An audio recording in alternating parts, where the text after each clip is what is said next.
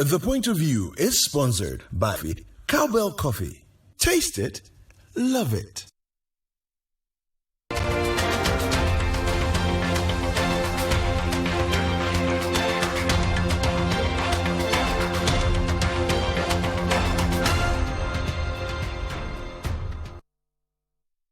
Welcome to The Point of View. This is your favorite current affairs show on television. Here on The Point of View, we pick the right topics, we get the right guests, ask the relevant questions on issues that matter to you. Tonight is a double header. We're leading with the latest with the National Cathedral. In fact, both interviews are stemming from last week's midterm budget. Fianuforiata, the finance minister, gave an overview of where we were, and for the first time did not request for any money.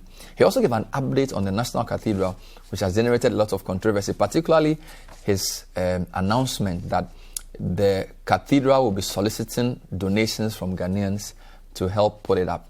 So in a two-part show, I'll be talking to the man who is in charge of the Secretariat for the National Cathedral, Dr. Paul Opoku-Mensah, on the what, the whys, and the wherefores of this cathedral. And later on, the ranking member of the Finance Committee in Parliament, Kasialatu Forsen, has a lot to say about Ghana's debt position. He says it's precarious, we are in serious times, and he thinks something drastic ought to be done. We'll be right back with more. Stay with us. I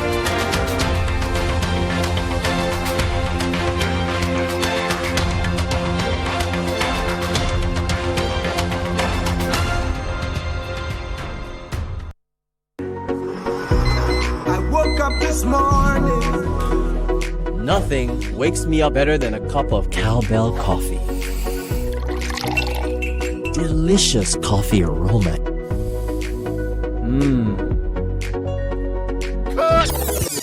How can you forget your lines again? I'm sorry, sir, just that it tastes really good. Cowbell coffee. Enjoy the delicious creamy coffee taste of 3-in-1 Cowbell Coffee. Taste it, love it. It's a beautiful day. Waiting. Cowbell coffee. Taste it, love it. This advertisement has been vetted and approved by the FDA.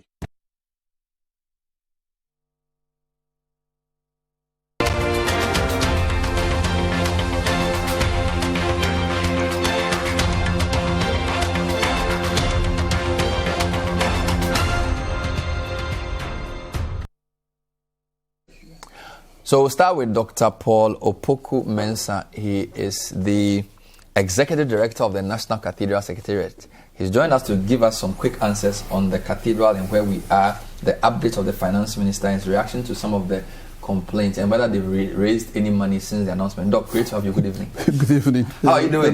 Very good. Very good. Where has the cathedral got into? Where are we with the building? Quite a significant milestone. Quite exciting. In fact, that's what we actually wanted to update the nation, and somehow it's still kind of quite exciting, actually. Have you been surprised by the reaction of people to the cathedral conversation?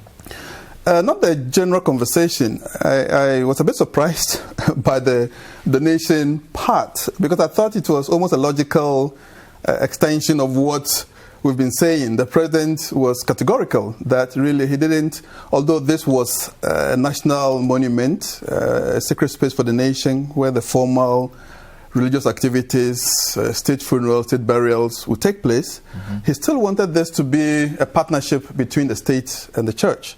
And so for us, it was really an update to say, look, that fundraising partnership is ongoing. So that was what the update was on, and that there's been quite a number of different fundraising initiatives.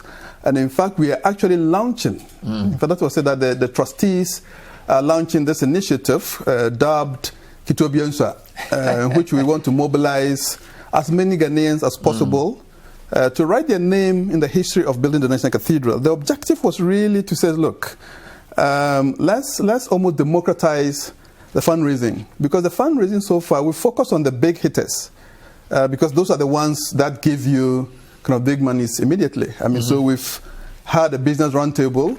You go, somebody can give you $500,000, and so that, and then in fact one of our donors actually, who gives us monthly, she gives $5,000 a month, came to the office and says, look, I have friends who want to give, and yet they are not, I mean, I'm retired, they are not able to give the kind of money you are asking.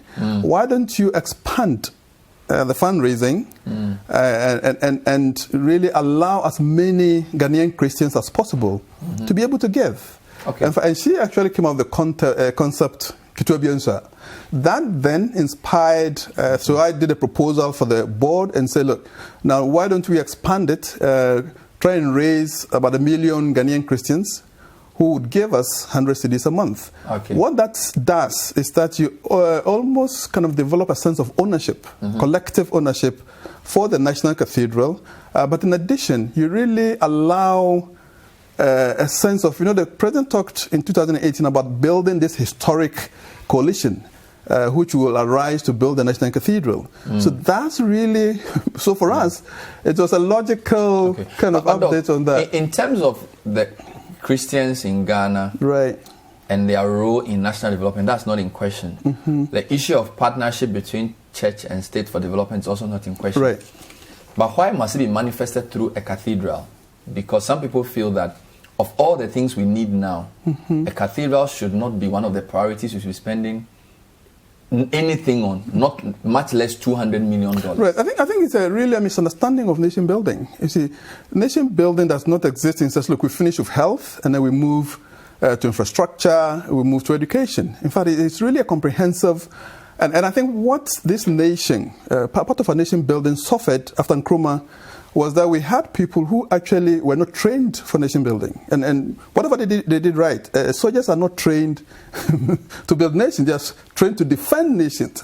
And so the kind of nation building project, that really infrastructure that the nation should have had never took place. So for instance, the need for a sacred space. In fact, all nation buildings have these sacred spaces. I mean, so even if you look at our traditional nation building, the whole chieftaincy civilization, you have the palace, you have the Nkonya Dam where prayers are, and you have the Bemu where the dead, the chiefs are buried. But if you bring it to the modern state, you have the Westminster Abbey, you have the Notre Dame.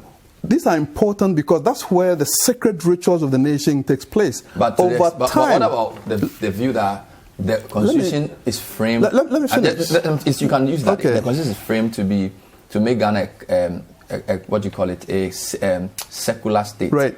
So if you are making all these references, Ghana is multi-religious. Right. So if you are just talking about sacred space, why must it be a cathedral? Right, but if you look at the history of our nation building, in fact, the modern state, Ghana, is located within the Judeo-Christian tradition because we were colonized by the English. In fact, so it's our judicial system. So it's really almost, can I say, it's almost an accident of history that the sacred tradition within which our nation building takes place is the Judeo-Christian tradition, partly because that's the tradition which colonized us. So it's really not... But if you go there, then you are contradicting Nkrumah because he was quite against what he calls he says neo-colonialism is the last stage of imperialism. Okay. And in fact, there are writers like Chinwins who talk about decolonizing the African mind. Right. And Kwame Nkrumah was very clear about our independence. The substance of our independence to decolonize our thinking. Right. So if you're saying that our colonization was from the the Judeo-Christian tradition, why should we continue that mindset? No, it's not a mindset. I mean, I think we're talking about institutions here. It's not a mindset. I mean, it's the principles. Look, nation building is composed of infrastructure. I mean, so you have the infrastructure for the executive, irrespective of which tradition.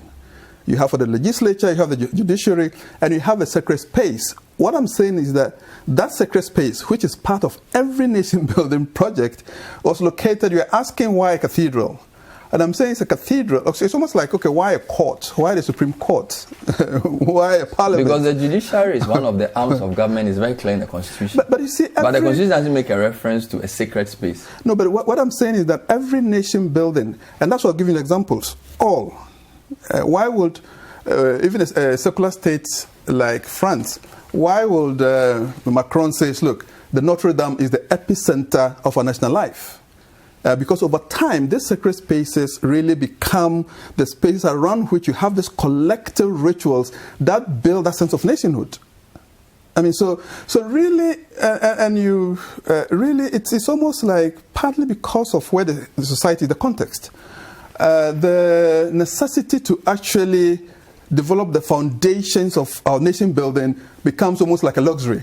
And yet, these are the foundation blocks that allows us collectively. I mean, if you look at the great cathedrals and what they did, the whole creativity, and that's what we're trying to, in fact, part of the update was showing what we're going to do with the National Cathedral. Beyond the sacred space, we're expanding it. In fact, we have expanded it to include this Museum of the Bible that looks at the history, role, and impact of Christianity, the church in our nation. The first of its kind looks at the role of Africa in the Bible and Africans in the Bible, including the African diaspora. So is that update the reason why the cost changed? Because initially we were told it's 100 million. Now we're told it's $200 million. And initially, the finance minister was asked how much was it going to cost. And he says over 100 million. In fact, that's the, and you can go back. Yes, that's what he didn't say exactly. No, I mean that's you can go be there. Verified. Yeah. Fair enough. And then of course you expand it. We want, Bible Museum. That's almost as, in fact, bigger than what is even in Washington. You have a biblical garden. That is going to have the trees and shrubs of the Holy Land, because really, essentially, what we're trying to do is to use the National Cathedral to almost make Ghana the hub of religious tourism, the hub. We want to make it the center of African Christianity, and you can only do that when you have this, like Africa's first Bible Museum, Africa's first biblical gardens. We have a restaurant, 300-seater restaurant. But what purpose will that serve to the immediate needs of the citizens? You're talking about nation building. People are talking about priorities. Yes. So you're in a pandemic. Within the same month, the government asked for $200 million loan from the international development agencies to purchase vaccines, which incidentally is the same cost of the cathedral. Right. So in terms of prioritization, is that not a misplaced priority to be raising $200 million for a monument or a building when there are more arguably pressing physical human needs? I think it brings me back to my first thing that, look, nation building is not about, you see, that is what we missed, really. I mean, and I think we might have some time to look at our history. That nation building, Nkrumah understood it. In fact, if you look at him systematically, he was building all this and then kind of it got truncated. But essentially, and using the COVID, look, we had already said we're going to build a National Cathedral, an emergency comes up. Do you stop everything because of the emergency? You don't. I mean, so you then begin to say, how do we strategize? And that's why it says, look, the president was almost a visionary to say, look, instead of the state, that I really don't want this to be a burden on the finances of the state. So I want Ghanaian Christians to help me do this. So the fundraising initiative is not the state going to look for money. In fact, that's for me that's why I say if you ask for surprise, that's why I was surprised, because I thought people say, oh, okay, the president said Ghanaian Christians would actually go raise the money, and now the trustees are actually launching an initiative that allow us to build this kind of historic coalition that will ensure this collective national ownership of the cathedral. But other fundraising initiatives, like I told you about this business roundtable we launched in Kumasi, we have this external fundraising too, where there are institutions, foundations, who historically have given to this kind of project. So on the 19th of September, we're having a fundraiser in Houston. And this is really targeted, just the key high net worth individuals who have the capacity to give you at least $1 million. And then 24th in New York. The impression is created that we sort of did not count the cost. In fact, somebody posted on social media a scripture that says, which of you sitting down to build a tower does not count the cost? And I think that's what he said. And then he exchanges tower for cathedral. And he suggests that the change in the cost estimate seems as if we didn't really think through this thing properly. Actually, we did. In fact, that's what I'm trying to say, part of the update. It was to say that, look, for the cathedral to be viable, let's integrate an economic engine. In fact, so what we are doing actually is an investment. The cost expansion is really because, one, you are integrating a museum, a 350-seater restaurant. So all these are income generators. So that's what you So it's an investment. So when is the payback period then?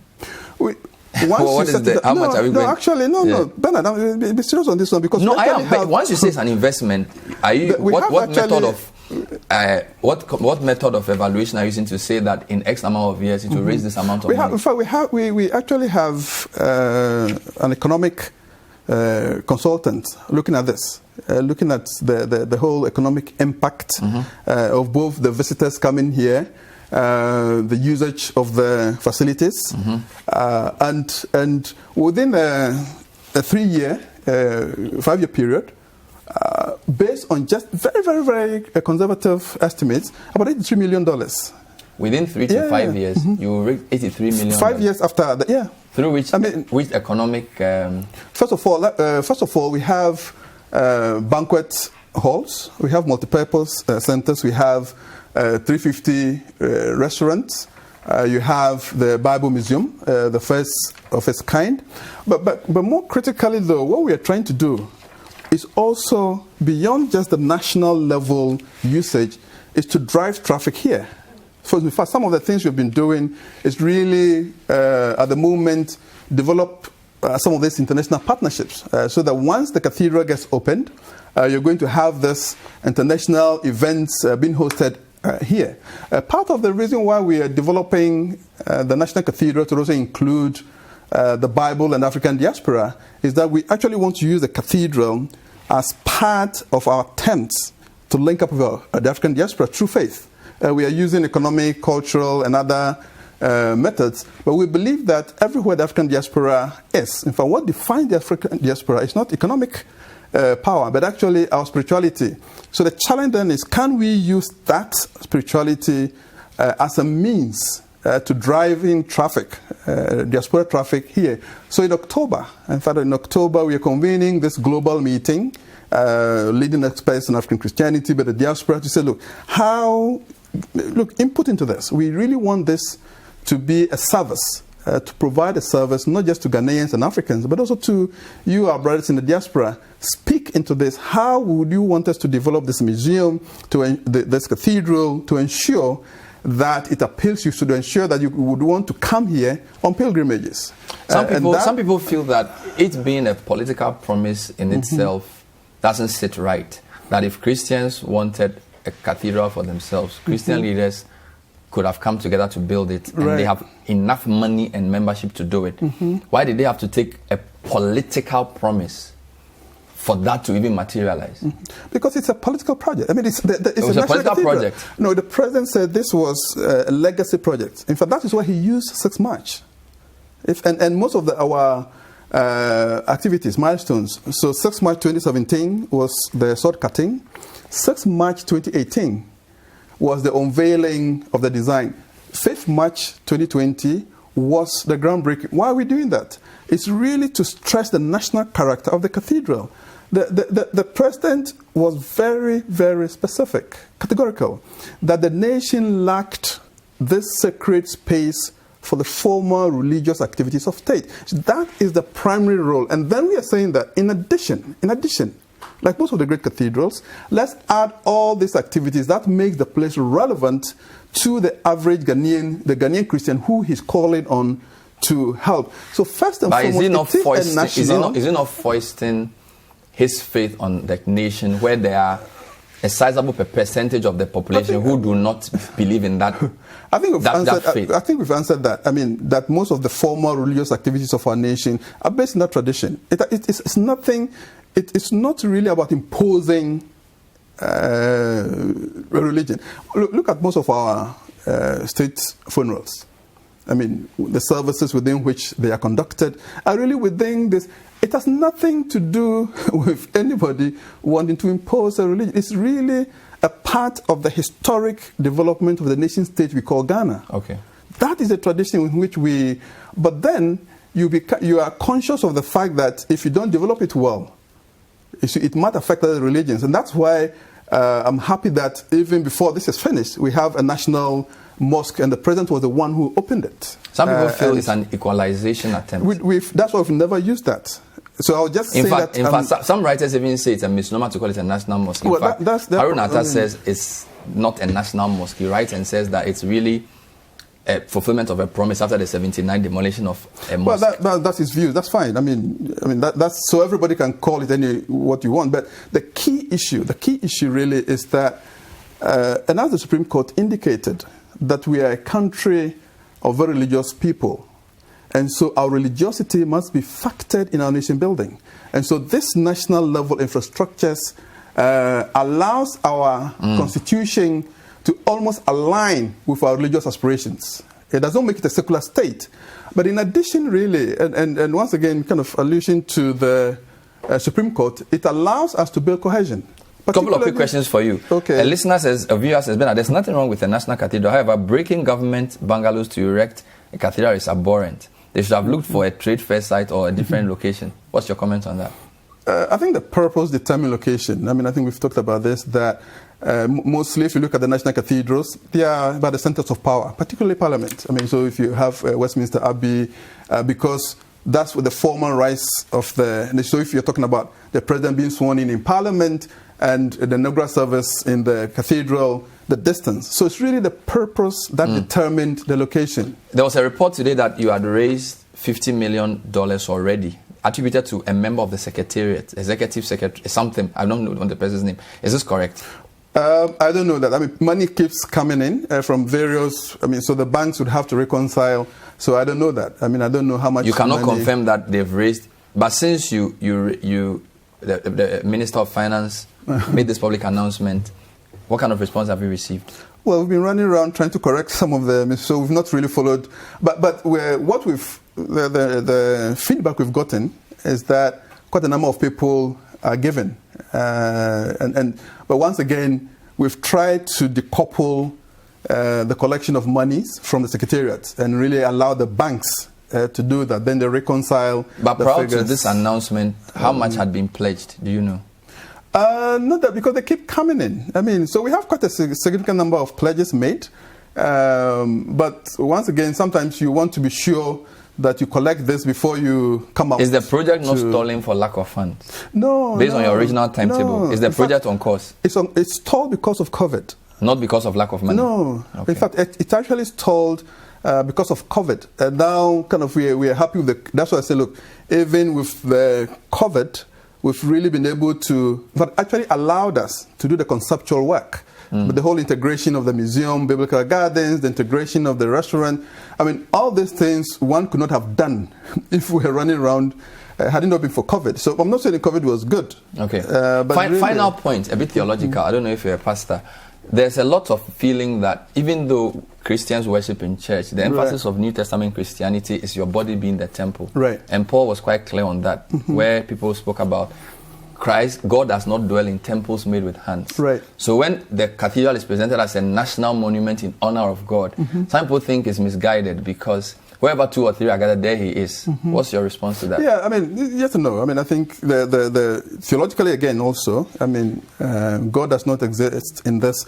But I think it's really a symbolic representation that when we gather collectively, God's presence almost comes down in this space. I mean, Solomon really captures it well.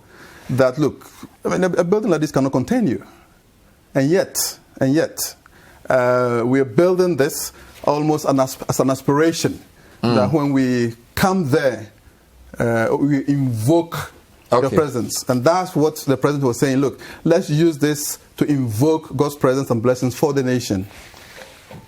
What is the short code before you go? *979 #. Okay. *979 #. And we really, I mean, we want people, because it will be history. I mean, so that's why we said, look, we want as many people as possible to really be part of this history of building the National Cathedral. If you look at the history of cathedrals, it's always been the case. In fact, I lived in a town called Nidaros in Norway for about 20 years. And the history, Norway's National Cathedral is located there. When it was going to be built, Norway was one of the poorest countries in Europe.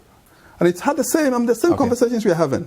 And yet, once people understood that, look, our identity as a nation was going to be tied to this, it led to one of the massive mobilizations ever in Norwegian history, and it's allowed this sense of nation building. And that's what we believe would happen in our country. Since it's a long-term project, you are finishing in 2024. I'm sure we can get time to talk again. Yes. Thank you for your initial thoughts on this, Dr. Paul Opoku Mensah, Executive Director of the National Cathedral Secretariat. A lot of people confuse him as a reverend. He's not.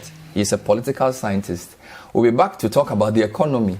Kazelatu Forsen gave over 30-page presentation last week, even before the budget was read. He says our economy is in a precarious situation, and he thinks our debt situation is highly distressed. He will explain himself when he comes back. Stay with us.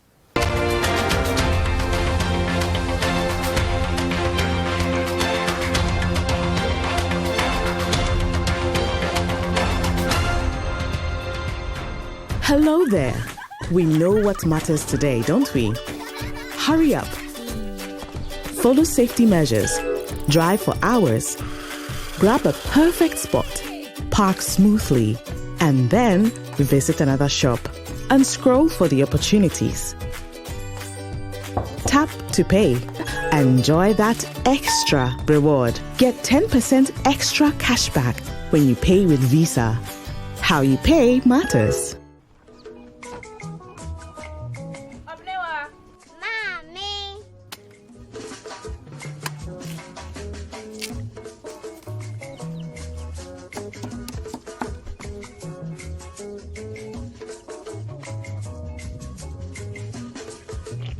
Mama Josie. Fe.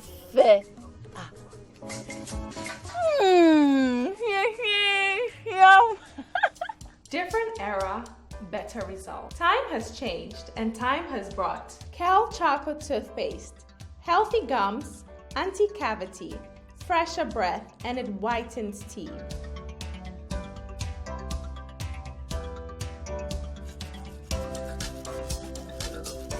Kel Choco toothpaste, Sankofa. Yenchi, Kel Choco toothpaste. Happy smiles.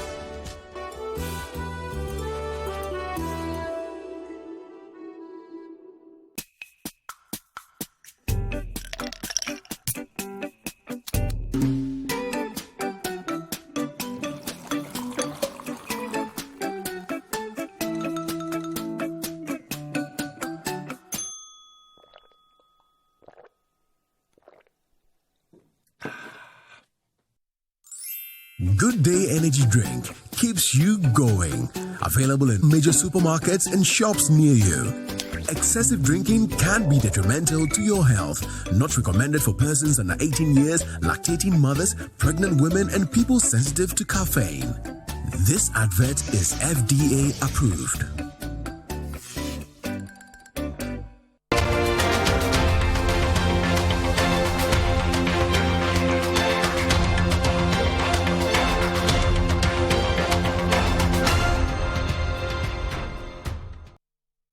Welcome back. This is To The Point of View. My guest is the MP for Ejumaku Enyane Siam. He's the ranking member on the Finance Committee, Kazelatu Forsen. A couple of days before the mid-year budget was read, he gave his own analysis, and it was titled Ghana's Debt Profile and Debt Sustainability 2020 to 2020, a 20-year review. Doc, great to have you. Good evening. Thank you very much. That was quite a thorough presentation. What is the key point you were making in that presentation? Thank you, Bernard. Bernard, as for Ghana's public debt, if you can decide to toss it left, toss it right, toss it down, or toss it up, no matter how you look at it, our debt is in an unsustainable trajectory. No doubt about that. Oftentimes, the argument has been Ghana's debt to GDP. And then what is the debt stock in nominal terms? I mean, I've heard so many commentaries around that. I think that is a narrow view of looking at it. For me, what matters most is the liquidity ratios. I mean, the liquidity indicators. Are you in a position to repay your debt? Why is it that people are comparing Ghana public debt to that of UK? Why are we comparing Ghana to Japan and to some of the advanced countries? the liquidity indicators aren't the same. Certainly not the same. The ability to repay their debt can never be the same. And so if a country is doing 40% of revenue, tax revenue, and you are struggling to do 12%, how could you compare yourself with that country? So you are saying that raw debt to GDP is not the best way to use? It is not the best way. So in your presentation, did you give alternative measures? Yes, I did. I mean, it's not only me. The IMF, their sustainability analysis always and has always given that. But it looks like for some strange reason, that has been the thing that the public is always talking about. And I brought to you a copy of the recently issued IMF staff report. It comes with a debt sustainability analysis, and it confirms exactly the position that I actually have that here. Okay, so if you look at the staff report you have from page 70 going, you will actually see the debt sustainability analysis. It says the 1st July 2020 staff report for 2021 Article 4 consultation. Okay, debt sustainability analysis. So it confirms exactly what I've been saying, and it says that Ghana has a high risk of external debt distress, high risk of debt distress overall. So it confirms exactly the positions that I'm going to take. And so I'll take you through it. Bernard, in my analysis, I looked at the last 20 years. And I start from 2000 to 2020. And I looked at various regimes and their contribution to the debt. I did not actually stay there, but I looked at their performance in terms of liquidity issues. For all of us to be able to look at the situation. And I can show you. You notice that from the, let me do the Ghana cedi one. President Kufuor inherited a public debt in cedi terms, 4.9 billion Ghana cedis. At the time he was finishing his first term, the debt has become 7.5 billion. In overall, he's added in cedi terms 2.5 billion. The last slide. Which is what you call the total debt accumulation at the bottom. Total debt accumulation. So that under President Kufuor. Remember, he had started HAPIC. Okay, so HAPIC brought in some inflows. But he started his his second term, obviously taking over from where he left his first term. The same 5.8 billion and increased it, moved it to about, from 7.5 to 9.7. So it means that he has increased it by about 2.1 billion. But remember, Bernard, President Kufuor's regime decided to sign on to HAPIC. And Ghana had flows from HAPIC and MDRI, Multi-Donor Debt Relief Initiative. So the two put together, Ghana had about 5.7 billion. Okay. So if you had not been that HAPIC arrangement, this public debt would have gone up. In fact, in percentage terms, that singular policy wiped off our public debt almost about 100% of GDP. And I'll prove to you when we go to the next slide. And President Mills took office in 2009, January, inherited a public debt in cedi terms, 9.7 billion, moved it to 35 billion.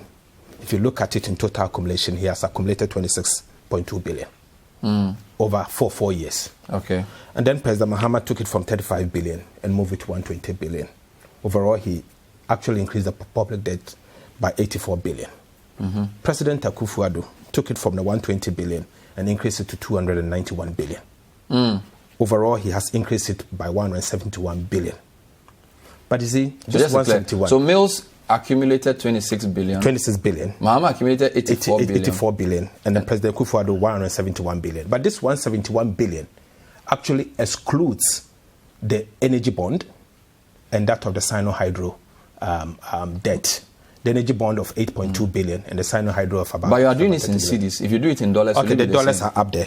So you can see the dollars there. So in dollars, you can see the dollars. And I have it in dollars. President Kufuor's first term, he accumulated 1.1 billion. In the second term, he accumulated a negative 278 million because we had HAPIC and MDRI relief of about 5.7 billion. So net times, he did not actually add to the public debt in dollar terms. It's only when you use the exchange rate, then it becomes an increase because the exchange rate is also above 1. So that became an increase. Now, Mills 11.1. Mills 11.1. Mahama 9.6. Nanado 22. Nanado 22. I see. And this 22 excludes the, what do you call it, the energy bond and the Sino-Hydro. Okay. If you add the two, you are actually talking about 24 billion, and that is what is an IMF statement. But IMF if you did this prior to COVID, will you have the same balloon? If I did this prior to COVID, so that you end Nanado at 3 years. December 2019, will you get the same figures? It becomes that you are comparing 3 years to others 4 years. That's one. And two, even that is not an improvement. The situation is still worse. And I'm going to prove to you when in the course of the conversation that COVID cannot necessarily be the case. Yes, COVID has contributed something, but the problem isn't just COVID. The problem is government policy that is driving the debt. It's government policy driving the debt. Government policy driving the debt. And that is why I think that this media review is a missed opportunity. I thought they would have addressed the vulnerabilities and the risk that we face as a country.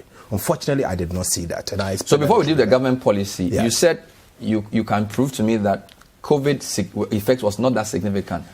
You gave me a lot of slides. Which slide is that? Because I just wanted to show that. Even before I do that, if I take you to slide 13, and then I can. Is this the pie? Yes. No, the slide 13 would tell you that President Akufo-Addo has accumulated public debt over 20% of GDP within 4 years. No government has ever done that. 20% of change GDP. in public debt to GDP ratio. Yes. The last from where he the last row on the screen. Exactly. 20% of GDP.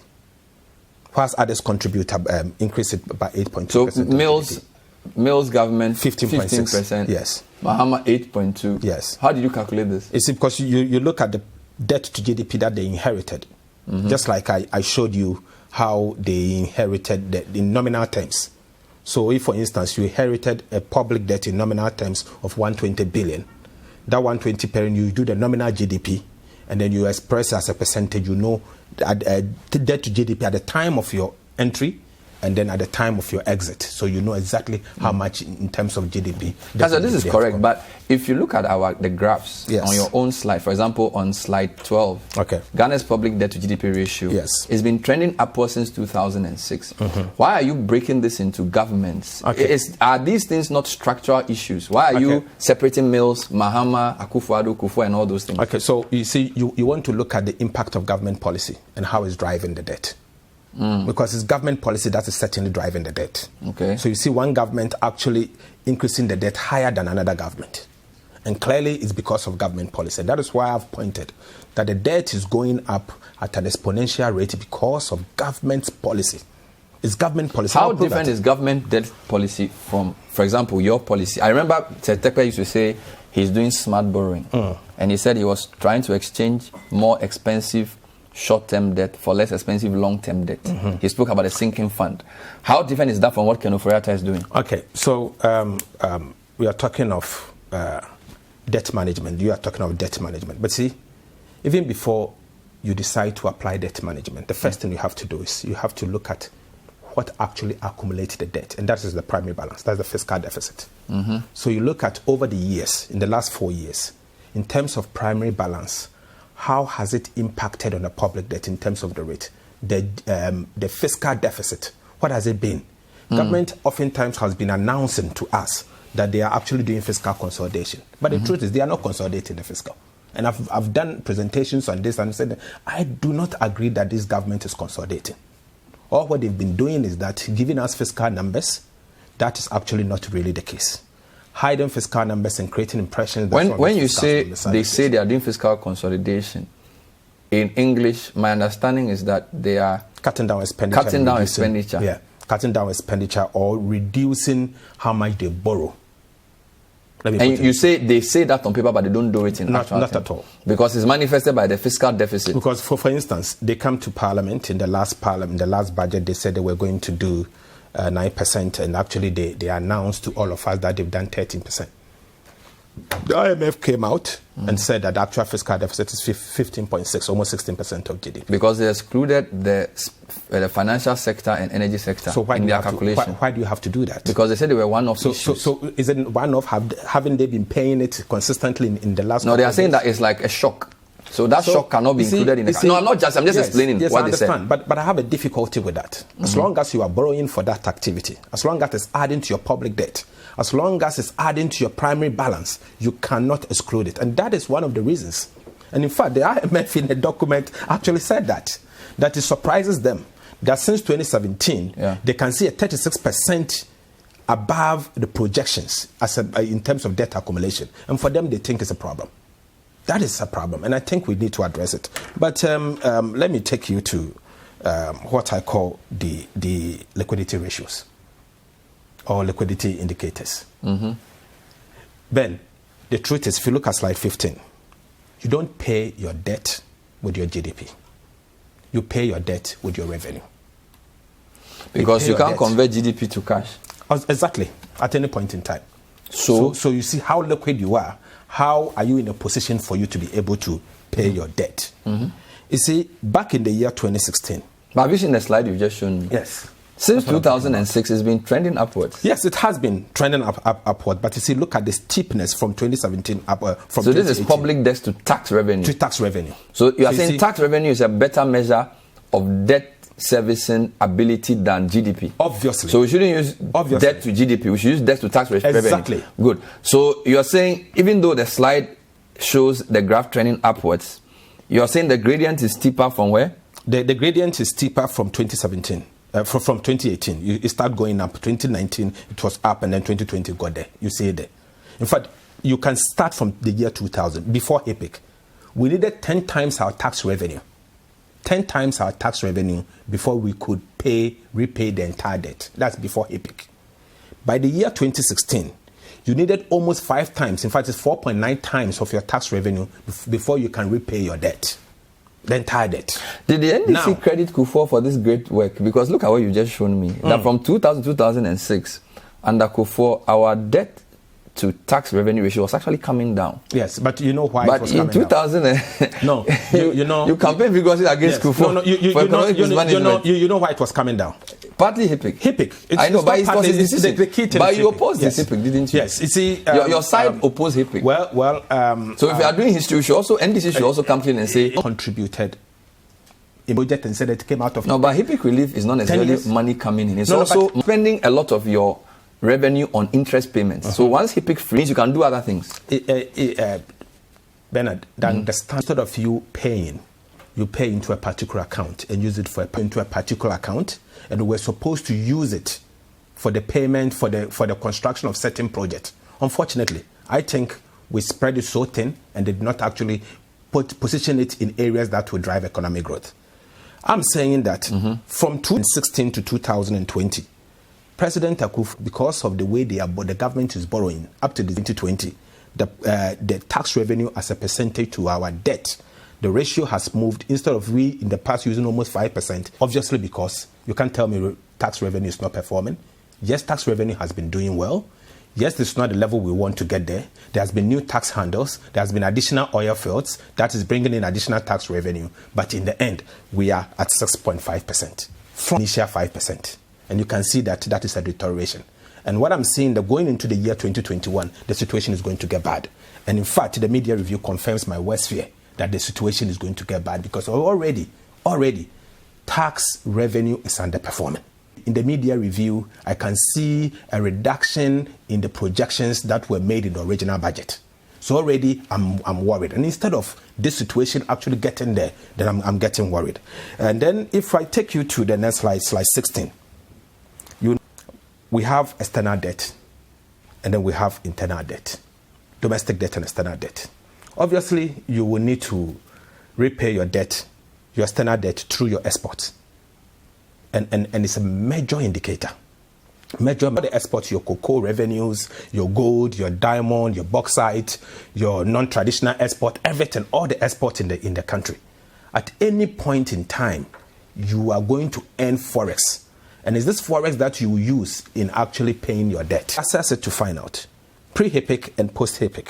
And you could see that in the year 2013, we needed 72% of our export to pay only our external debt.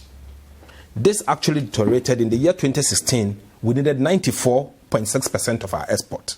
To surprise you to know that by the end of December 2019, we needed 130% of entire export in the economy before we could repay our debt.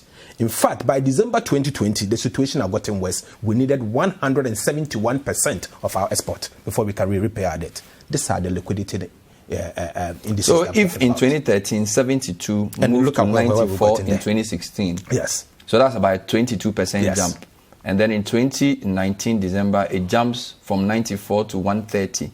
So that's another 35%. Clearly, the COVID effect has been more serious because after December 2020, it jumped from 130 to 171. But even prior to that.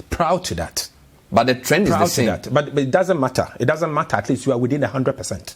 Remember, in the year 2013, we were not actually having, we're having one oil field.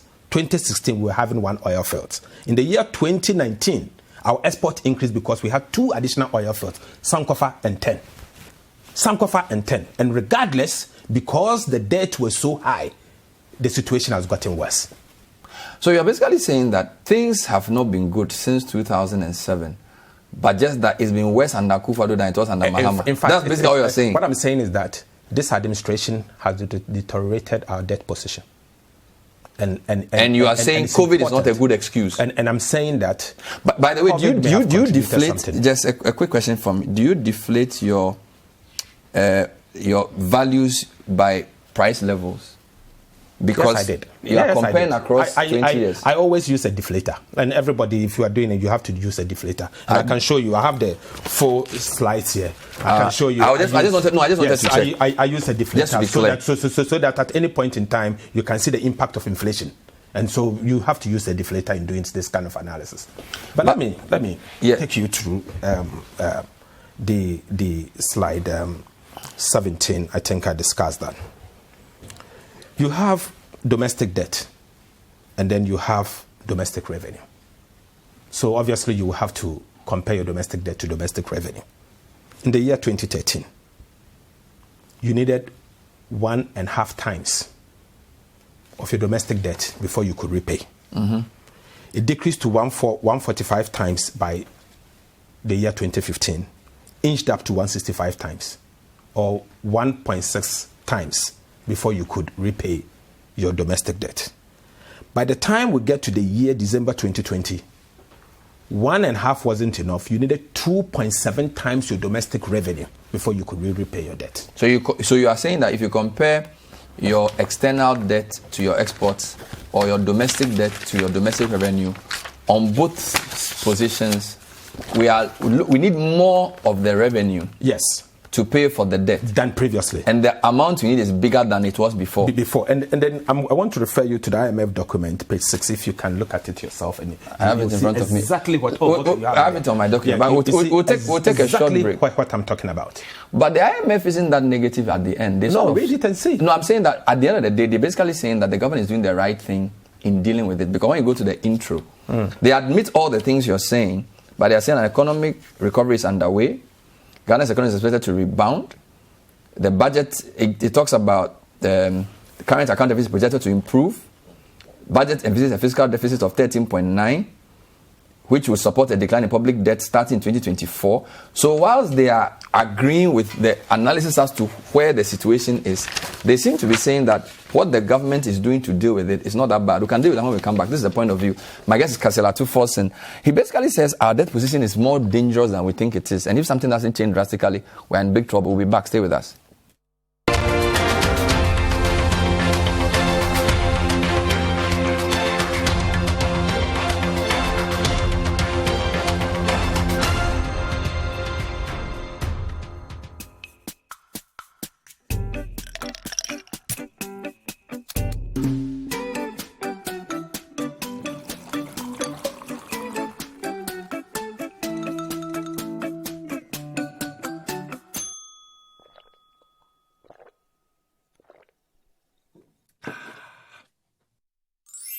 Good Day Energy Drink keeps you going.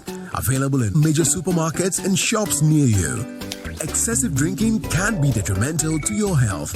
Not recommended for persons under 18 years, lactating mothers, pregnant women, and people sensitive to caffeine.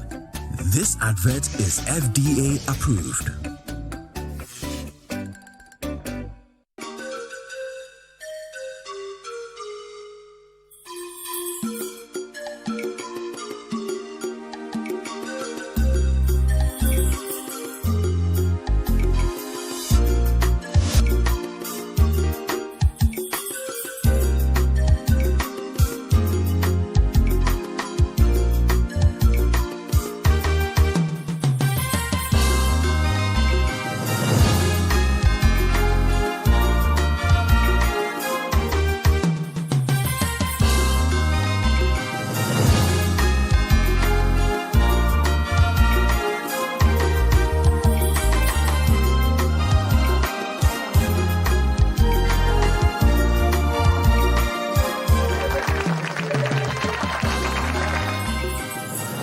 whatever the occasion, with ATL, you can never be out of style. ATL, bringing fabric to life. Bonsoir, monsieur. Madame. Et voilà. Ah, babe, what is this? This is the escargot. The foie gras. Oui. Where did she go? You pa one kasa who say obase your pay feedian. It's been long since you ever felt like this. Welcome to the best in Ghanaian entertainment on Akwaba Magic. Efie. Welcome home to Akwaba Magic on DSTV channel 150. It's your moment. DSTV.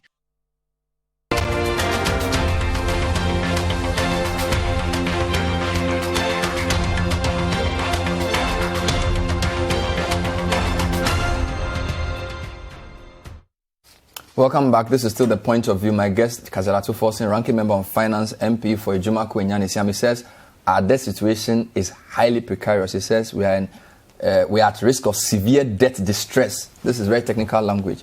So you are saying you don't agree that it's COVID is the explanation for this, even though the trend is the same. We've been doing bad since 2007. You're saying COVID is not a good excuse. Not at all.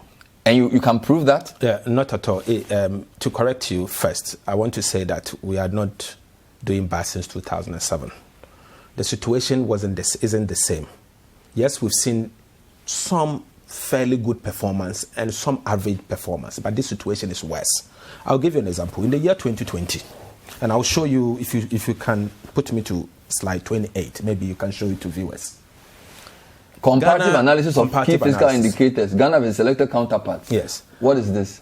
Ghana isn't the only country that saw COVID in the year 2020. Mm-hmm. All the sub-region countries saw COVID in the year 2020. Mm-hmm. In fact, we have our neighbors, Benin, Burkina Faso, Cape Verde, Cote d'Ivoire, Gambia, Guinea, Guinea-Bissau, Liberia, Mali, Nigeria, Niger, Senegal, Sierra Leone, Togo, all of them. In fact, COVID at the same magnitude.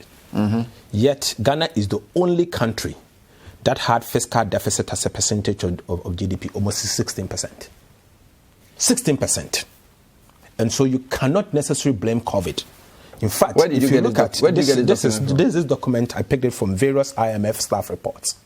So you meticulously took each country's IMF report? Each country's IMF, every country subscribed to Article 4. So you took their key fiscal indicators in 2020? Exactly, in the year 2020. And you sat and wrote it one by one? And did all of this document. And then let me tell you something. Wow.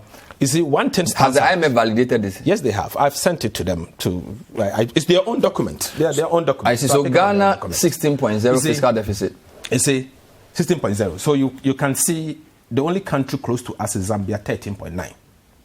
Nigeria, 5.8. But we are both mineral resource dependent. All of them. You see, these are countries with similar background.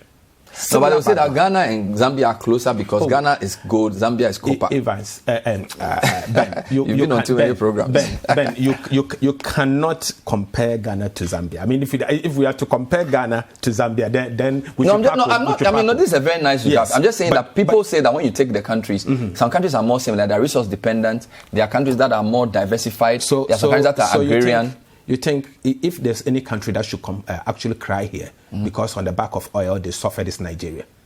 No, but we are minerals, not oil. But COVID actually did not see the prices of minerals going down. So oil suffered more. It went up. Gold prices actually went up, and the numbers are there. I can show you the numbers. So our 16 points. So 16 is not an excuse. One thing is clear here: there's only one country called Ghana that actually had election in that year, 2020. But we know what election does to deficits. What does it do?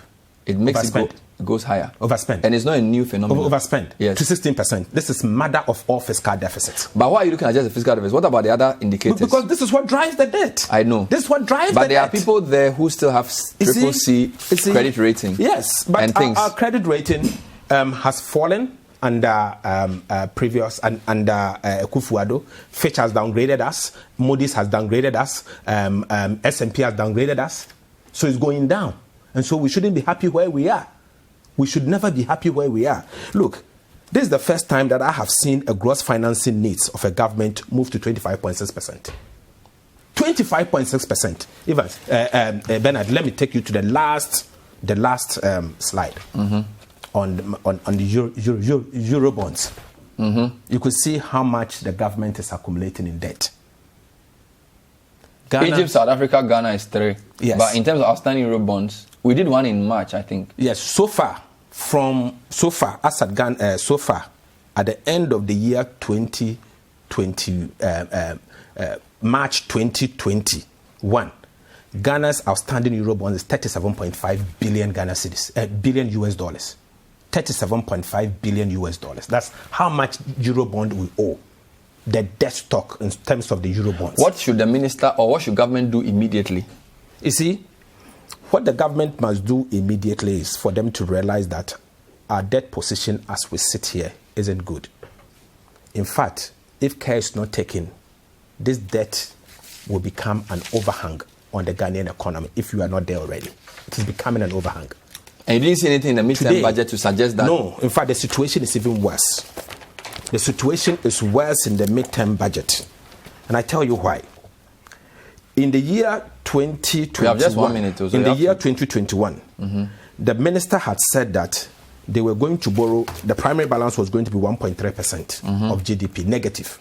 So negative, 1.3% of GDP. What this simply means is that they were going to borrow, the revenues were not enough to repay our debt, to the extent that they will borrow 5.4 billion Ghana cedis to repay interest, just to pay interest. Wow. Borrow even to pay interest. By the time he came, and this was for the whole year, by the time he came to budget, and I'm referring to Appendix 2A, by the time he came to to Parliament, first 6 months, interest alone, he has borrowed 4.7 billion Ghana cedis to repay interest. So we are not even in a position for us to pay our interest. Wow. And he has gone on to say that by the end of the year, the situation is going to deteriorate. We will find out from the ministry what their direct response is. It is going to deteriorate. So Evans, I mean, I keep calling you Evans. I don't even know why. I am used to Evans' show because you don't invite me very often. But let me say that, Bernard, the reality is that where we are today, Ghana actually needs a debt relief program. We need a debt relief program. Exactly. Okay. I've heard the president saying it. We've all heard him that he traveled abroad just to make sure this can happen. We want to encourage the president that this is something the country needs. Thank you. Should just sign on to debt. Dr. Kasilatu Forson is MP for Ejumako Inyane Siam. He's also the ranking member in Parliament's Finance Committee. We earlier on had a chat with Dr. Paul Opoku Mensah, who is the Executive Director of the National Cathedral Secretariat. Thank you for watching tonight's edition of The Point of View. We'll see you next time. The Business Dashboard is next. Stay with CTTV.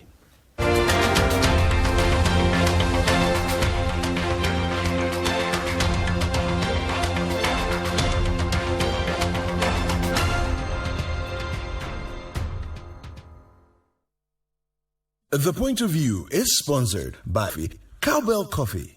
Taste it, love it.